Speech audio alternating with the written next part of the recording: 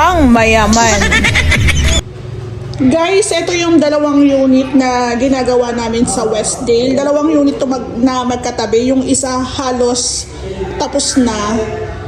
Etong second unit na lang, yung konti na lang po namin nire-retouch at saka ini-install po yung mga iilan na mga accessories.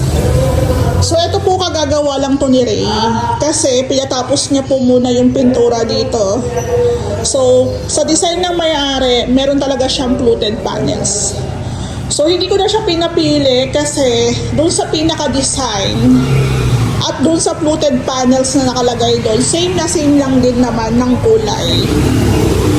So ang fluted panels, maganda talaga siyang gamitin pero pang design lang, pang highlights lang. Kung marami kayong gagamitin, medyo OA na. Sorry. Sorry po dun sa mga naka-fluted panels. Kasi pang highlights lang din talaga siya. Ayan na. So ito yung pinaka-design ni ma'am. Ito po yung staircase dati dito sa Westdale. So dito po nakapwesto yung ating TV console. Ayan.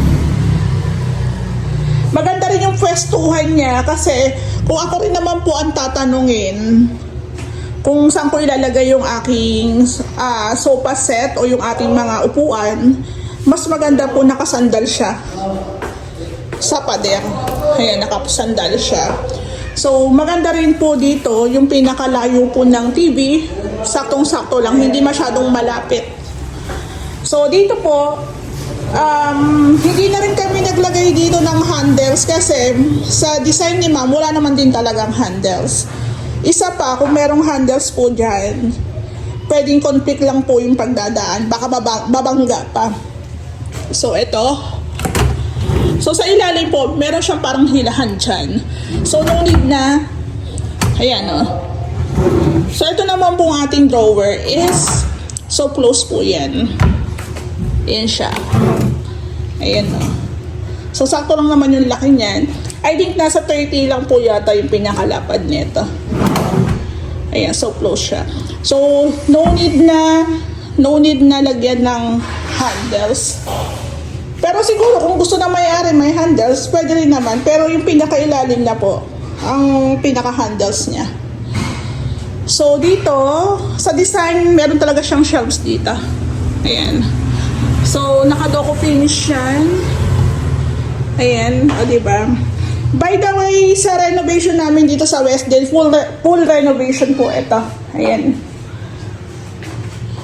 So, ang pinakailalim ng hagdan talaga, akala mo parang masakit sa mata, walang magiging function, pero wag kayo. Ito,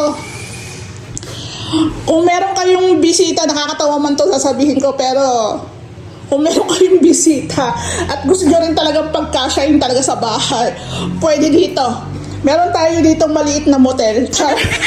Meron tayong maliit na apartment dito. So naglagay lang po kami ng mini lock, pero lalagyan pa po namin to ng handle para may hawakan din talaga. Kasi ito po lock lang siya. Ayan o. Tignan nyo guys. Diba? Ang taray. Parang mini room. Di ba? Kung may jowa ka at gusto nyo, alam nyo na, kasya na po kayo dyan. Di ba? Natatawa lang ako. Yung mga pumapasok sa isip ko. Pero hindi eh. Tapos tingnan nyo to guys ha. Meron pa tayong outlet dito. Kasyang-kasya po kayo doon. Maglagay lang kayo dito ng electric fan o kasya na. Tapos di ba? Ang ganda ng ideas na ganito na yung pinakailalim ng hagdan. Parang hindi siya storage eh. Parang siyang kwarto. Ayan no. Diba? Ang ganda, ang cute guys. Tapos tingnan nyo, ayan papasok ako diba? Oh, hindi nga ako nauntog. So, ang galing. O diba? Oh, shala diba? Hindi ko masabing sobrang laki, sobrang liit ng unit. Pero sabi ko nga sa inyo, pag nagawa ng maayos, na-maximize yung space, maganda siya, maliwanas tingnan. Actually, meron dalawang foreigner na pumasok dito. Nagulat nga ako kasi nag-final na kami ni Ray. Pag final na po kasi, nandyan na ako. So, doon na ako pumapasok doon sa mga dapat ayusin. So, syempre, napalaban ako sa English eh. English eh. Yung isa nagtatanong kung magkano daw ang upa. Syempre, wala naman akong idea kasi hindi naman ako may-ari nito. So, no idea ako sa pricing. Kasi ang balak ng may-ari, kung hindi to Airbnb or paparentahan niya ng matagal. So, doon sa mga naghahanap, ayan na, di ba? Sa mga naghahanap, baka pwede nyo to i-consider. Kaso, ang problema lang po dito sa Westdale, walang parking area. So, pero kung halimbawa, motor-motor lang kayo, pwede na to, e-bike, pwede na.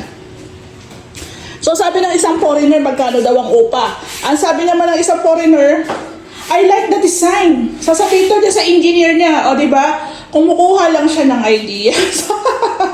Di ba? Kumukuha lang siya ng idea. Sabi niya, ang ganda daw ng plano dito kasi sabi niya nga breeze daw, pumapasok ang breeze. O, di ba? Ventilation yon, yung hangin, hindi daw kulob na kulob. O, tama siya. So, hindi mo naman talaga kailangan ng sobrang laking kitchen sa totoo lang. Kaya yung may-ari dito talagang maganda yung naging decision niya na yung pinakalikod na area is laundry area. O, papasok ang hangin, let's say wala pa yung kabila dyan, papasok yung ulan, tubig. Hindi ka mag-aalala na babaha kasi meron tayong floor drain dyan. Napansin niya rin tong patungan ng washing. Tama siya. O, diba? Ganun lang. Tapos, isa pa sa nagustuhan niya dito, sabi niya, asan daw yung bathroom? Ayun pala, nilipat ang bathroom dito sa likod. Yung pinaka-pinto nilipat. Kaya na-amaze siya. Diba, ang taray? Yun po yung sinasabi ko sa inyo. Kung magpapagawa po kayo ng unit, ng bahay, meron naman kayong budget, let's say, ang kailangan 1M. Halimbawa lang po 1M. Tapos, ang budget nyo lang is 700 pa lang. Ipunan nyo na lang, imbis na pumunta pa kayo sa ibang contractor, lalo na kung hindi pa kayo sigurado. Ayun. So, kung gusto nyo na siguradong gawa, sabi ko nga di ba, sa jingle namin, si Sir Ray ang tawagin. O, di ba? Maliit lang to, pero lahat ng gusto mo na ipasok natin. Di ba? So, may storage tayo, may living area, may kitchen area, at meron tayong pangmalakasang dining area. Di ba? Tapos, meron pa laundry area. Ayan. May bathroom area ka pa. Di ba? Saan ka pa? Tapos meron ka pa dun 5-star hotel sa ilalim ng hagdan, di ba? Napaka-simple lang ng renovation, pero pag nakatapat talaga kayo ng contractor na maayos, pulido gumawa, may malasakit, ganito rin po yung kakalabasan. Kaya po dun sa mga plano magpagawa sa amin, marami kami naka-line up hanggang 2027. Yes, ma'am, tutuloy kami kasi kaya naman ang labor, di ba? Yun ang gusto ko, kaya ang labor. Ayan, di ba? Tapos ang ganda ng magiging outcome ng bahay nyo. O, di ba? So, eto ma'am, pag napanood mo tong vlog ko, pwede ka na pong umuwi ng August ng katapusan. Kasi halos tapos na po ito. May hinihintay na lang kami mga accessories na kailangan na lang i-fix. By the way, dito nga po pala sa Westdale, binago po namin yung panel board. So, sa mga nagpapagawa dyan, pabago nyo na lang din. Mas maganda yung automatic. Ayan, di ba? Ang ganda. So, yan nga sabi ko mga kailangan namin ayusin, dinisin. Yung baba po dito sa labas, napinturahan na. Yung taas na lang. Sana magtuloy-tuloy nang gumanda yung panahon. Di ba? Kaya kung magpapagawa kayo, alam nyo na kung sino yung tatawagin nyo. Doon sa mga abroad, ipon kayo ng bonggang-bongga. Andito lang naman kami. Diba? So, wala kayong magiging problema sa amin kasi unang-una, hiwalay po ang labor namin sa materials. Fix tayo sa labor, materialis po ang gagalaw. Tataas yan o bababa, depende po sa mga materialis na gusto nyong ipalagay. So, ganun lang. Ang daming nag-i-inquire sa akin, gustong ipaayos yung bahay nila. Hindi na po kami kumukuha ng mga nagawa na ng iba tapos ipaparepair sa amin. Pwede yan kung aayusin talaga namin lahat. Pero kung repair lang, no. Kasi ang last touch, sa last touch po ang sisi.